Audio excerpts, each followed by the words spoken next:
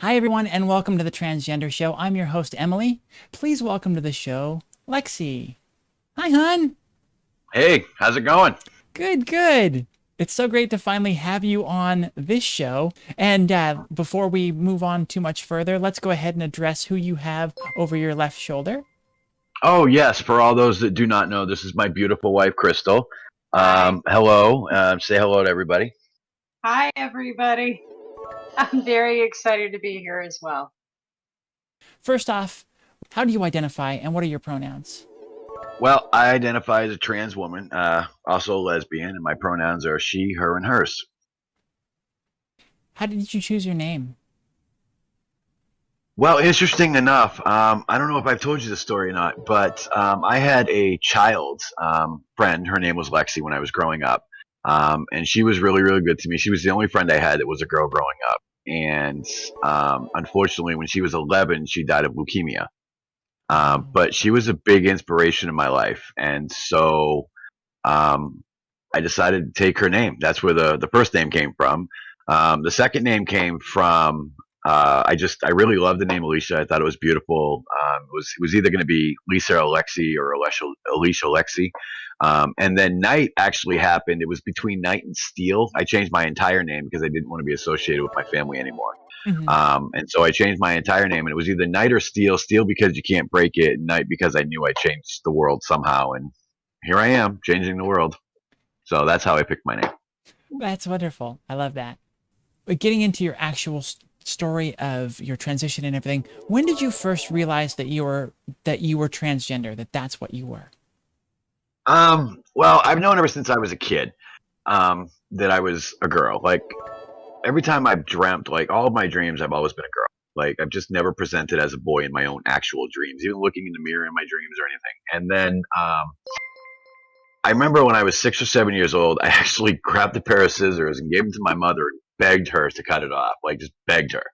Of course, needless to say, that didn't happen. But I knew that it didn't feel right and it didn't belong there. And so, Wow. um, it actually ended up becoming a family joke as I was growing up, which really sucked.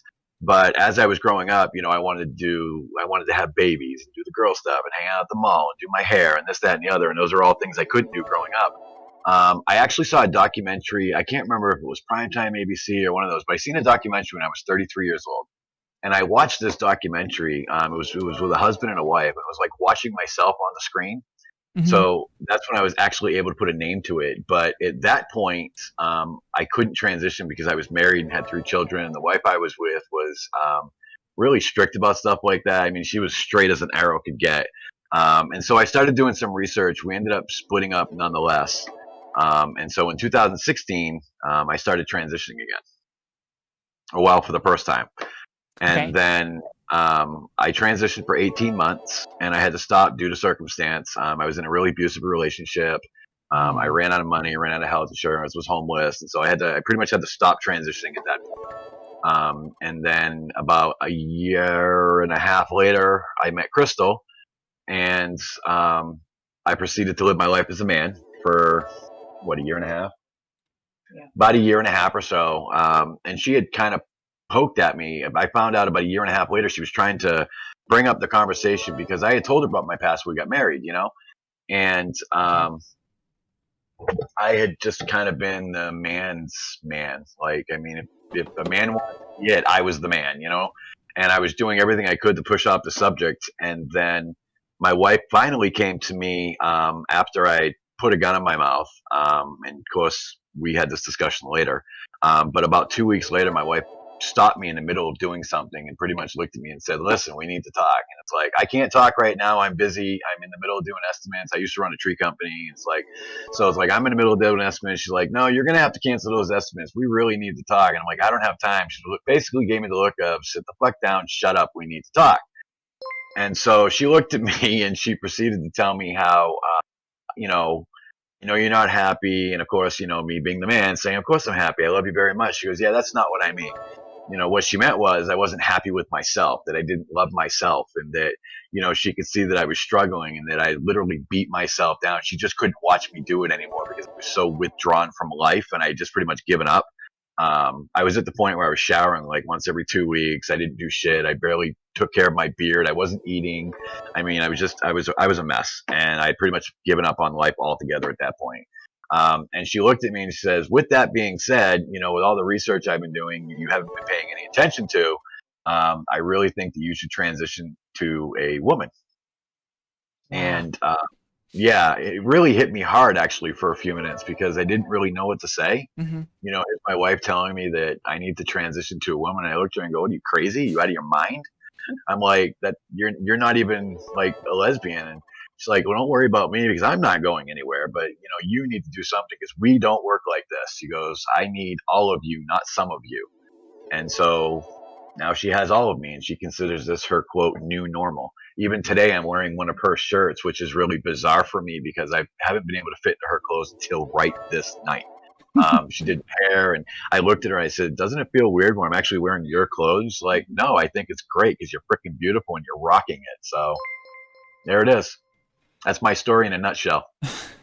That is so amazing to have a partner that not only is supportive of you, but sees everything ahead of you. Knows that this is what you need, sees that you need to do this, and has the foresight to see that that it's going to fix the problem with you.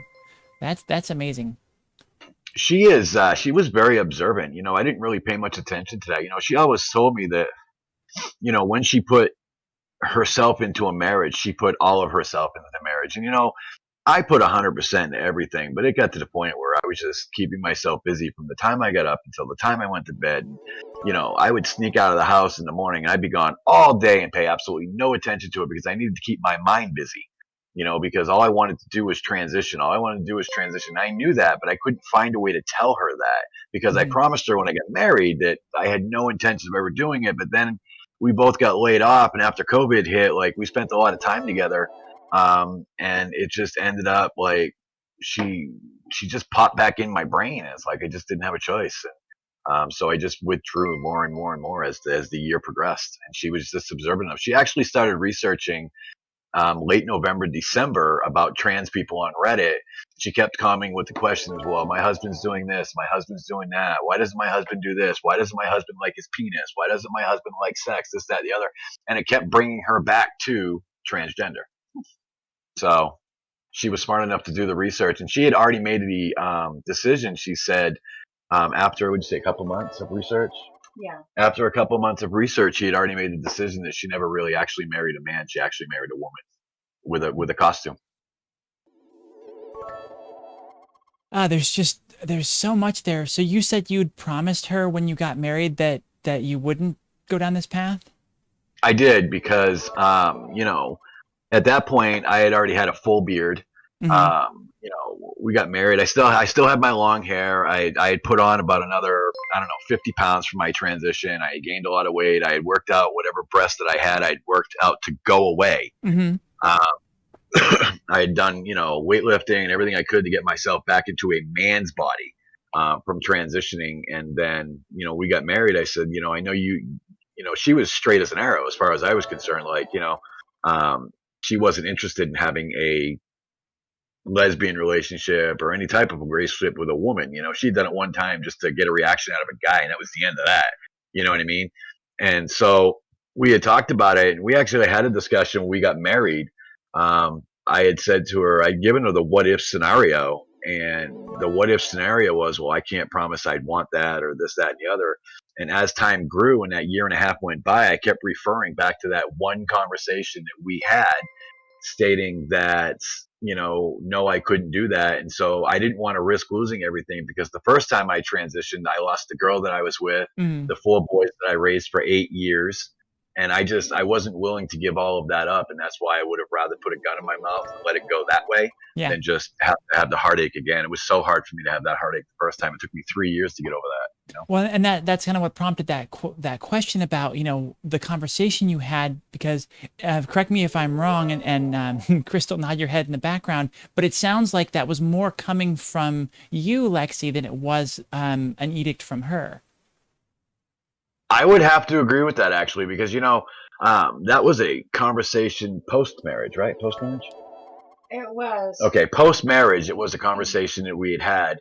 And so I had promised her that I wouldn't transition or that I wouldn't even think about it. She was under the assumption that it just didn't work out for me. That it Yeah, just that's what she led me to believe. right. That's And kind of I what I had led no her to frame of believe. reference Uh-huh. at all. No, I she mean, was completely absolutely ignorant. nothing. Yeah, she was So, completely ignorant to the whole thing. Like she had no idea what transgender meant. Mhm. And so, I had told her, and when I first told her, we were on our second date. And I first told her, and she thought that I was teasing her, saying that, like, I was like a man living in a woman's body type deal, or a woman living in a man's body. So she thought I was teasing her, like, heavy duty flirting. right, heavy duty flirting, like, oh, I'm a gay man in a girl's body type deal. And that wasn't the case at all.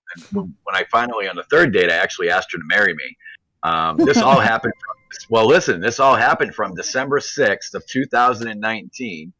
I asked her to marry me on December 21st, 2019. We got married January 28th, 2020. We bought a house on January 7th, before we even got married. So, I mean, this all happened in such a short frame of time.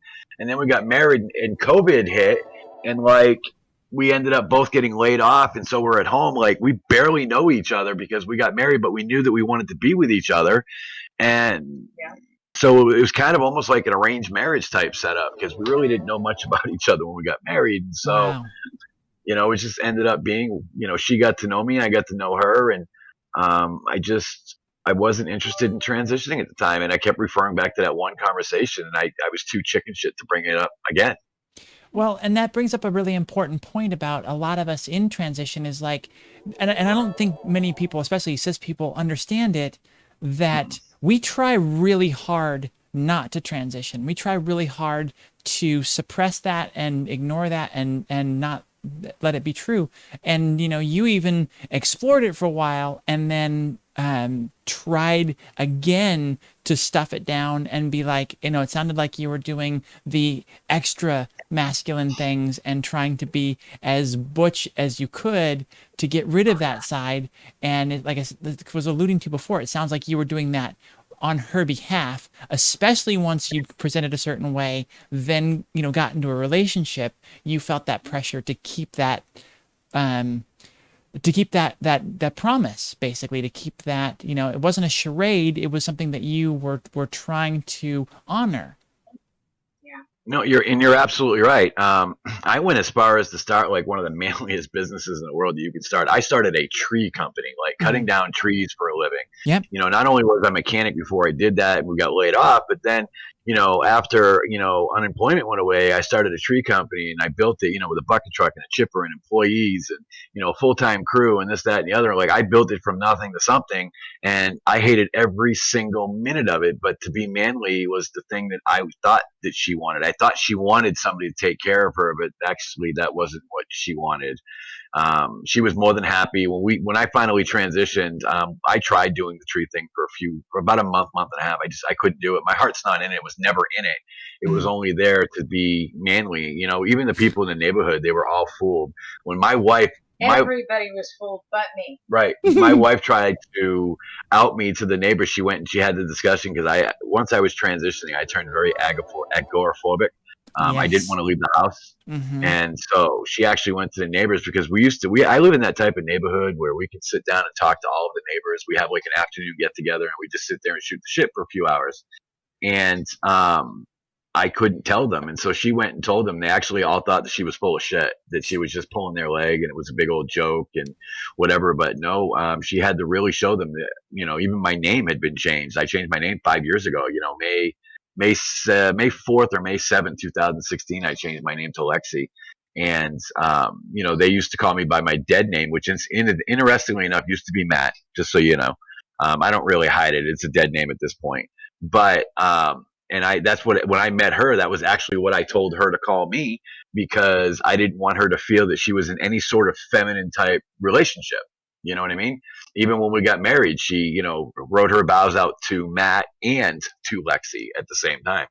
Oh wow! So your name was already female when you met and married, and yet you were still trying to toe the masculine line.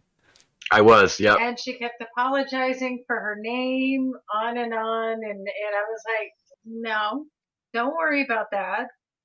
Yep. Even my family was on her. Like my mother kept asking me, well, doesn't it bother you that, he Mm-hmm. has a female name, and she's like, no, that's who I married. That's what it is, And I had changed my name in 2016 when I decided to transition the first time, because I said, well, if I'm going to do it, I'm going to do it right. You know what I mean? Mm-hmm. And so I changed my name then, and I was living as I wanted to. I was happy, even though I was homeless. I was still happy because I got to be me. Yeah. You know, and then I ended up in an abusive relationship. Like I said, things just went from bad to worse. And I think when it came to the relationship that I was in at that time, I was desperate. I was desperate for somebody to love me, for somebody to want me for me, because I had just gone through all that emotional trauma of a woman leaving me because I transitioned. And so I grabbed onto the first thing that I could, Yeah. and the first thing I could ended up being a giant mistake for me. And then that's why I said I had to stop transitioning at that point, because I ran out of money, I ran out of doctors, I ran out of hormones, I ran out of everything. And at that point, it was actually easier for me as a man to walk away from that relationship than it was as a girl. And so mentally, it made it easier for me to do that. Mm. And so when I walked away, I was so much happier, but I was never happy that I actually stopped transitioning. And that's what I think really ate at me a lot when I was married, is the fact that I had already lived my happiness as Lexi. And I wanted it back, and I couldn't get it, and I didn't know how to get it. And really all I ended up having to do was just sit down and talk to my wife. And I just put it off too long. And the Yeah. worst thing, I kept trying to honor the feminine side of her. I actually, for our 6 month anniversary, I took her to get her nails done, Mm-hmm. manicure, pedicure. And I'm terrified of people touching my feet. I don't do that sort of thing. But I went through all of that with her and had her hair done and, just trying to honor the feminine side of her. Mm-hmm. Matter of fact, on our first wedding anniversary, she actually came to a job site that I was on. She brought a table. Mm-hmm. She brought flowers, just like you see in front of me here. She brought me a steak and lobster dinner, a salad, and everything. And she tried to romance me on the job site, and I wouldn't cave. I wouldn't give in.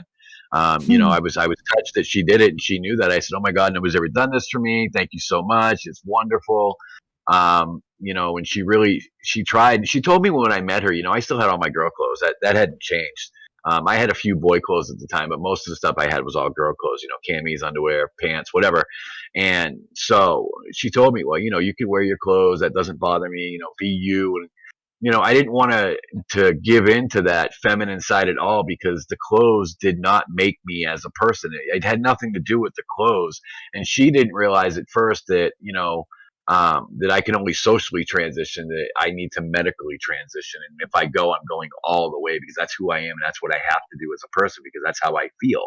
And she Mm-hmm. knew that I was already not happy with my genitals, because we'd have sex, and it would be just not entertaining for her or for me at that point. It was just kind of to shut her up. Yeah. Um, But no, there are so many great points in that last bit that you were saying there. It makes so much sense that you would go right away to another relationship and try to find that validation. When we're early on in our transition, it's so important to get that outside validation because we struggle to find it in ourselves. We mhm. don't believe in ourselves enough because it's so new and we don't know what we're doing. So, I mean, I think that's very common to seek it outside.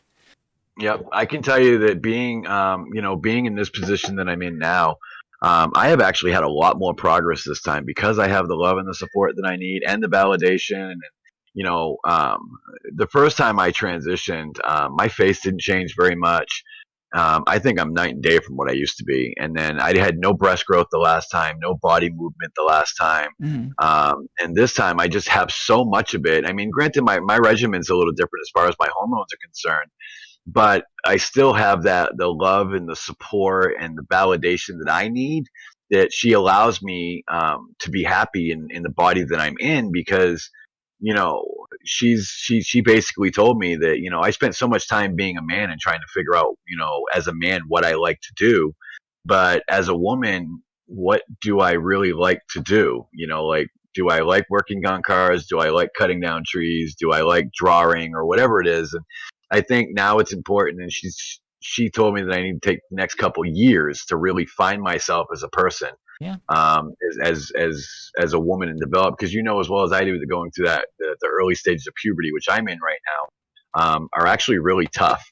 the emotional up and downs, the crying, the this, the that, and whatever. But at the same time, controlling the show is about the most that I can do, and that's about as far as I'm allowed to go. Is just this show, and that's about it at this point. This is my work. This is all I'm allowed to do beyond the scope of actual work. Well, that's good considering all of that and what you've been through. Um, so what was that like for you? So you've had this thing and you've set yourself on the idea that you have to put this away and it has to, it has to go away. Crystal comes to you and says these things that you need to transition. At that point, was there a moment where you kind of had to come to grips with things and did you have hesitation, or were you able to just jump right in and just go for it? Actually, that's a really good question. No, I had serious hesitation. I was like a deer in headlights when she said it to me. Like, I was thinking to myself at that particular moment, like, okay, what did I say? What did I do? What gave me away? How did I do that? Like, how did she know? I've never mentioned it. Right. I panicked. Exactly. I think, no, we didn't drop the call. Okay. And so I panicked. And Mhm. so I actually took a couple of days to think about it.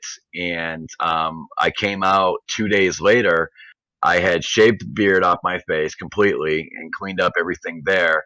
And then I had some spironolactone from my old transition that I still had left over. I didn't have any hormones, but I did have spiro. And so if I started taking that, I could lose the testosterone. And so I came out and I like taunted her with it. I said, well, if I take this now, this is it. I'm not turning back. I'm not doing this again. I'm not doing it 10 times. This is going to be the time I do this. Are you sure this is what you want? Please be careful what you wish for. And he almost dared me to do it. And so I did it. I did. And then we haven't looked back since. I spend a lot of time second guessing. Mhm. I don't know why. Maybe it's because the last time I lost everything, but I spend a lot of time second guessing, trying to wrap my head around the fact that she's okay with all of this and that this is our new normal. Just like it's even wearing her shirt tonight and her doing my hair and just all the things that we do. Like, I'm only the person I am today because when I started getting, like I said, agoraphobic in the beginning, she started dragging me out of the house and forcing me to go places, to get out and to be myself and to get the visibility and to say, you are beautiful, come with me. And every day I wake up, she tells me something that's changed and she tells me how beautiful I am. And the roles have essentially swapped in our house. So essentially, the wife goes to work and I stay home and do my thing. I cook, I clean, and do my show and whatever. So the roles are typically reversed in our house. Once you got started in it, did you have a particular role model or confidant to look to or to lean on if you had any questions? No, I didn't really have anybody this time to lean on, which is why I started reaching out to some of the local groups and communities that we have, like on Facebook or whatever. Mhm. But I tried to use my last transition without the relationship as a guidance point to what I was doing, or try to warn her about what was going to happen or how things were going to happen and that reaction and whatever. Of course, she had already done the research; she knows I what's going had to it happen. covered. Yeah, you definitely had it covered. Like, she knew what was going to happen before it ever happened. Mhm. But I try to lean on it as a learning experience and, okay, well, I went 18 months last time and this is how I felt on this month or that month or whatever. And this time everything's been like so super accelerated. I started hormones on April 23rd, and it is now October 24th or 26th today, 26th. And so already I have, I wear a double D for breasts that are mine and they're beautiful and they're shaping well. And like, I didn't even have that the last time. And so right now it's so weird to think of how fast I progressed. I can't even use my last transition as a point anymore. I pretty much just gave up on doing that because nothing is the same. It's not even close to what happened. And I notice things about 3 days to a week before she does. That's true. She'll notice a change and I'm like, oh, you're crazy. And I look in the mirror 3 or 4 days later. I'm like, shit, did you know? She's like, yeah, I remember I told you 3 days ago. What was coming out like for you at that point? You had Crystal there kind of coming out to the neighbors for you. And then, you had a team at work and your family. What were some of those conversations like, and what were some of the more challenging ones for you to approach and the more challenging ones once you were in them? I think the hardest discussion wasn't even with our children. Our children, we brought them into the bedroom. We were sitting there talking. It's like, well, I guess we should tell them I'm going to transition. And we pulled every last one of them that was here, that's under the age of 18 in our room. And, we told them about it. And they're like, oh, okay, great. Can we go watch TV now? So they didn't even care. My son, who lives with us, he's 17. He'll be 18 in 4 to 5 days, and he doesn't give a crap. He brings his friends here. They all bring their friends here. They bring their girlfriends. They bring whatever, and nobody cares. I think the hardest discussion for me, and I'm still fighting, was with my mom. The first time I transitioned, my mom just didn't really accept me. She pretended that she accepted me, but it was never okay for me to go home, or, home is Massachusetts. Yeah. It was never okay for me to go home and be myself, that I had to cover myself up when I was there. And she always used to blame it on my stepfather, but I knew better. I knew it was my mother. And she would always call me by my old name, and I allowed it. I never put my foot down and said, Mom, this is my name now, and this is whatever. And I had a really hard time with it, and I still have a hard time with it, because even now it's the same thing. My mother just kind of talks behind my back and misgenders me and calls me by my dead name, which isn't even my name anymore. My brother was actually in a gay relationship for 2 years. And when he was in that relationship, my mother absolutely loved the man that he was with. His name was Frank, and he was the best man in the world, according to her. And they used to hang out and do all kinds of stuff together. And I looked at her and I said, it's okay for my brother to be gay or be gay in a relationship or whatever, but it's not okay for me to transition. And she goes, no, that's not true. I finally found out the reason why. And the reason why was because I'm changing my appearance. I'm not gay. I'm a girl. And so I'm going from, well, I mean, I guess I'm gay too because I'm a lesbian, but still I'm a girl. And so I'm going from that boy that she supposedly raised to a girl. But when actuality, she never really raised a boy. She raised a girl. Yeah. She just wasn't smart enough to see that. She didn't have her eyes open enough to care.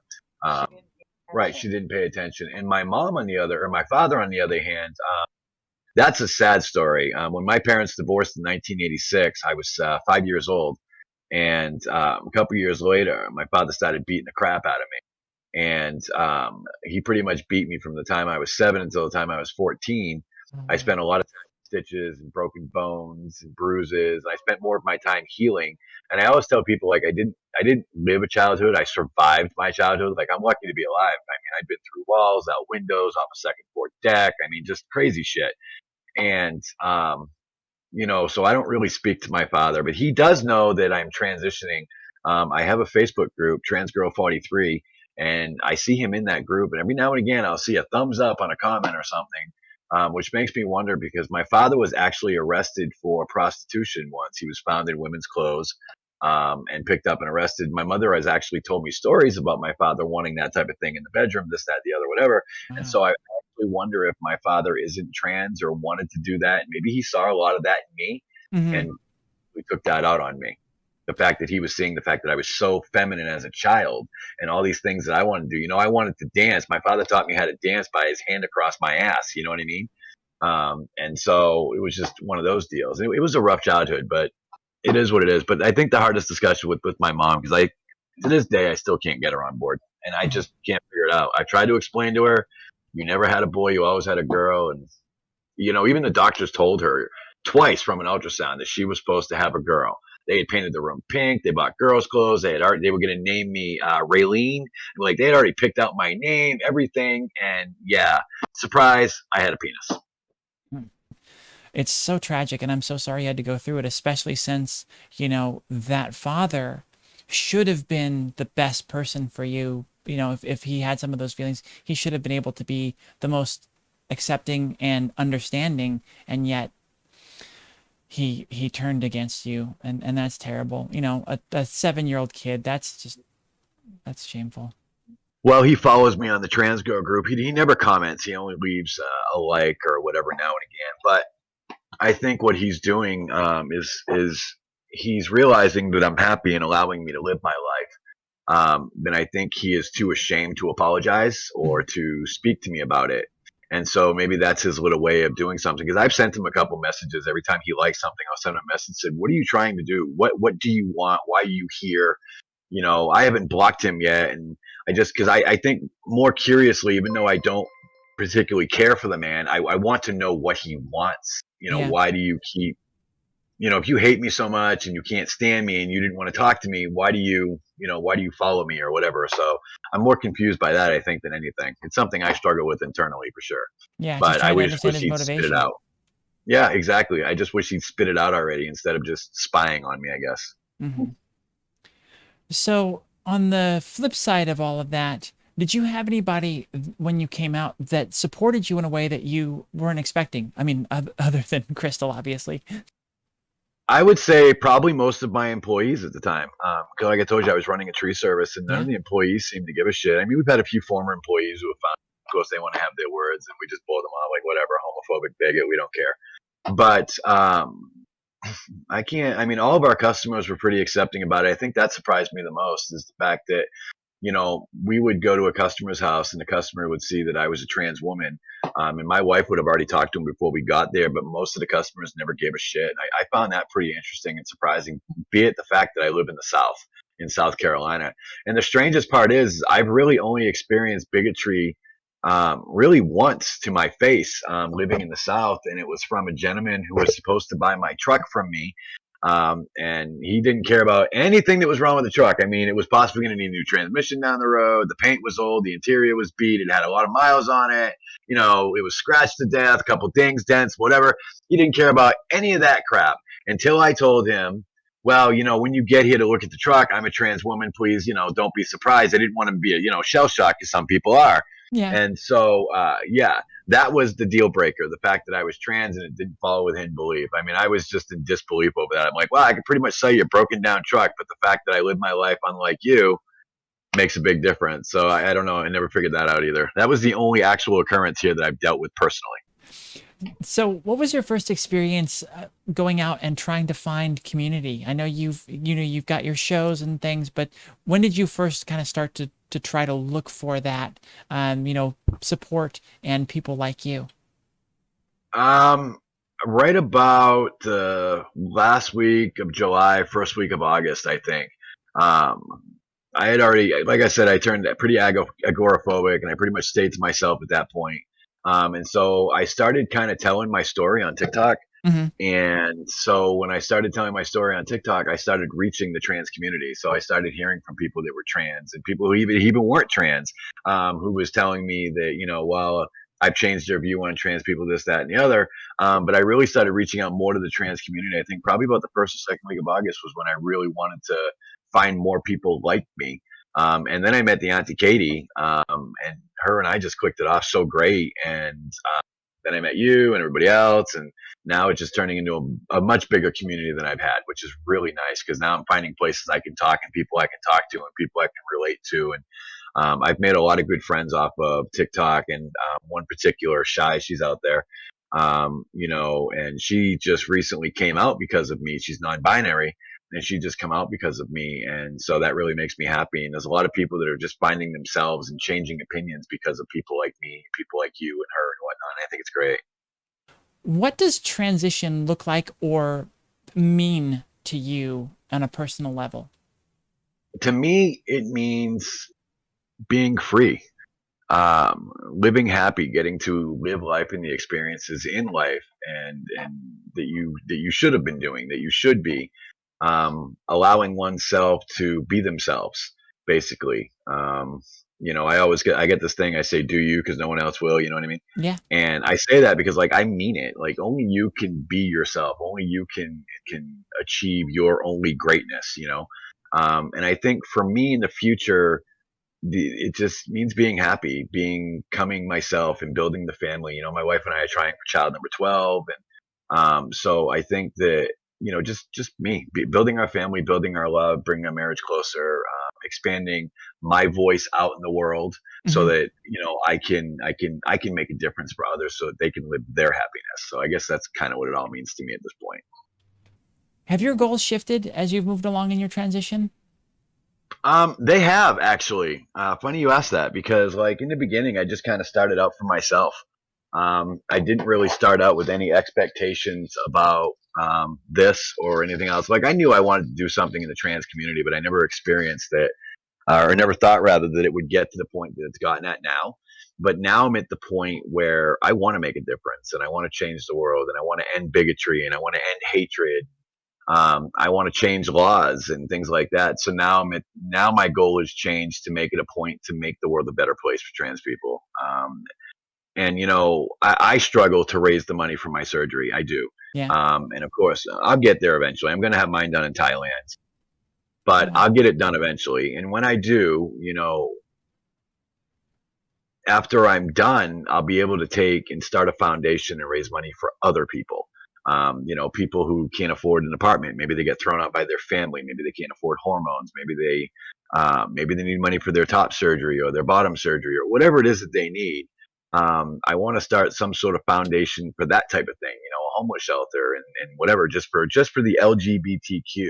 There's so many resources out there for straight people. There's like nothing for the LGBTQ. And that's Yeah. something I've come to research as well because, even getting a grant for me for surgery has been next to nearly impossible to find. The one people that wanted to sponsor me don't have the money. So it doesn't matter at that Yeah. point. So I think my goals have shifted to just make a difference for everybody else while obviously getting myself to where I want to be. Do you still get a lot of dysphoria these days? And then Oh the my follow, God. Yes. yeah. What do you do in your life to find validation in yourself? What do you do when that hits the worst to feel the most Lexi? Well, so the dysphoria is very real. My face because going through the stresses that I went through before, because I hadn't transitioned, I had worn myself so far down. I had actually aged myself incredibly. Hmm. Um, and so I think right now I'm suffering because, we spend a lot of time as trans people looking at our faces for however much time it was before we transitioned. And so I still struggle to see him in the mirror. And as far as my genitals go, that is something I've dealt with. It's so much. I think more of any body dysphoria I have would probably be my face and my genitals, to be honest with you. Hmm. That's like the worst ones that I have. And I think, I don't think I'm going to get feminine facial surgery. I don't think I'm going to need it by the time hormones take over or finish doing their job. But I definitely want to get, bottom surgery, of course. But when I do get down, I usually start crying. And my wife usually holds me and tells me that everything's going to be okay. And she tells me that I'm beautiful. And when I'm having really bad days, I get online and I start talking to friends and just kind of doing my thing to handle dysphoria. And of course, it's a lot better when you have 20 or 40 people in a room telling me you're beautiful, you're crazy, you're just not seeing yourself from our perspective. And that's true because we'll never see ourselves from anybody else's perspective but our own. Hmm. And so what other people see, we may not necessarily see. And people tell me that I present and pass femme all the time. And half the time I look in the mirror and go, yeah, I don't think so, but they Right. all seem to disagree with me. So I think Wow. the best way to make Lexi happy when I am in my down moods is the wife and I will curl up in bed and we'll just kind of have a cuddle day and we'll eat chocolate, just kind of talk when we have to and just kind of work it out. And then by the time I sleep it off, the day's usually over and we're good. And I just Nice. move on to the next one. So what do you feel were your biggest hurdles in transitioning and how have you overcome those? Hmm. My biggest hurdles. Well, in the beginning, it was my wife, or so I thought, but that certainly wasn't the case. In the beginning, I think my biggest hurdle, second time around, I don't really refer to the first time very often. My second time around, I think, was hormones. We were really dying to get on hormones, or at least I was, and she was pushing just as hard as I was. She wanted to get me feeling right and feeling emotional, stable as soon as she could. And we had looked, and everybody said, 5 months, 6 months, 7 months away. And we finally, um, I've been clean now for about almost 8 years now, and I still see an addiction specialist. And the addiction specialist had actually hooked me up with a doctor who had just joined their clinic, um, who was looking for trans patients, and I was his first trans Wow. patient. And I've since referred him probably about 10 or 15 others. And so that was really cool. And he actually asked me to speak in a medical conference on Monday. It was supposed to be actually this afternoon, but he messed the date up. And so I was supposed to speak at a medical conference on Monday in order to help him talk more doctors into treating other patients Yeah. Wow. into the transgender care, which is great because he's really happy with the results that I've had. And so I think the biggest hurdle for me was just kind of convincing myself that everything is going to be okay. And that my marriage is not going to fall apart, and that my wife is behind me no matter what. That's my I'm biggest right hurdle. here. Yep. And I really have a hard time with it. And unfortunately, I'm constantly asking her, are you okay? Is everything tolerable? Can you handle this? Or, when is that too far moment? I constantly ask her, and she goes, listen, honey, she goes, right down to when you get your genital surgery, who knew that I'd ever be a carpet munching dyke? I mean, I couldn't believe she said that the other night, and it's one of those things. But that's really my biggest struggle, is making sure that she's happy, and I just don't want to screw this marriage up. But I guess I can't. Hmm. Getting comfortable with myself and my marriage, I think, is the hardest thing in the world, and it really is, because it's so hard for me to believe that somebody will just stick around and love me for me after everything that I've been through. That's really what it comes down to. Yeah. No, I get that. Spending so much of the time wondering when that last shoe is going to drop, where you hit that step that was just a bridge too far. That's always my question. Yep. When Yeah. is too far too far? What will it be? Will it be the surgery? Will I wake up from surgery and we get home after I recover, and she go, okay, I got you far you needed to be. Now I'm good. I'm out. I don't want this, that type of thing. And of course, I know that won't happen, but that's still, I always worry about it. It's a constant fear. Mhm.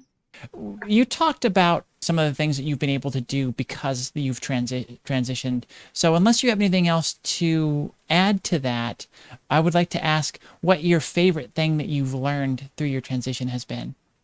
Oh, geez, that's a really great question. The favorite thing I've learned since I've transitioned is that we have a right to be happy.